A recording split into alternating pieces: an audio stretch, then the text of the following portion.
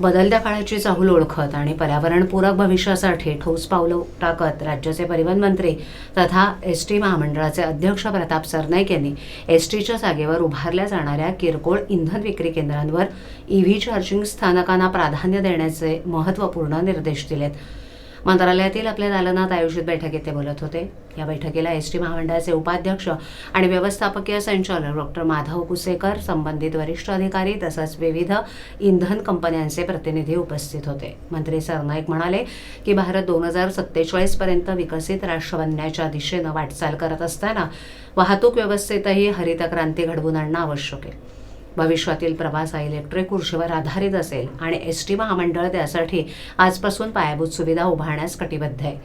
सध्या एसटीच्या सुमारे 90% बसगाड्या पारंपरिक डिझेल इंधनावरच धावत असल्या तरी टप्प्याटप्प्यानं त्यांचे इलेक्ट्रिक बसमध्ये रूपांतर करण्याचं नियोजन सुरू असल्याचं त्यांनी स्पष्ट केलं. शिवाय भविष्यातील नव्या बस खरेदीमध्ये ई बसेसना प्राधान्य दिलं जाणार आहे. याच दृष्टीनं एसटीच्या जागेवर सार्वजनिक खाजगी भागीदारीतून उभारल्या जाणाऱ्या इंधन पंपांवर डिझेल आणि सीएनजीसह ईव्ही चार्जिंग स्टेशनचीही उभारणी बंधनकारक करण्याचा विचार असल्याचं त्यांनी सांगितलं.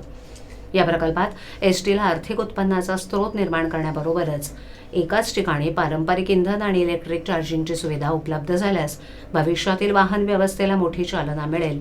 ही केवळ सुविधा नाही तर पर्यावरण संरक्षणासाठी उचललेलं दूरदृष्टीचं पाऊल आहे, असंही त्यांनी अधोरेखित केलं. या निर्णयामुळे एसटी महामंडळ केवळ प्रवासी वाहतुकीतच नव्हे तर हरित ऊर्जेच्या प्रसारातही अग्रणी भूमिका बजावणार असल्याचं स्पष्ट संकेत मिळत आहेत.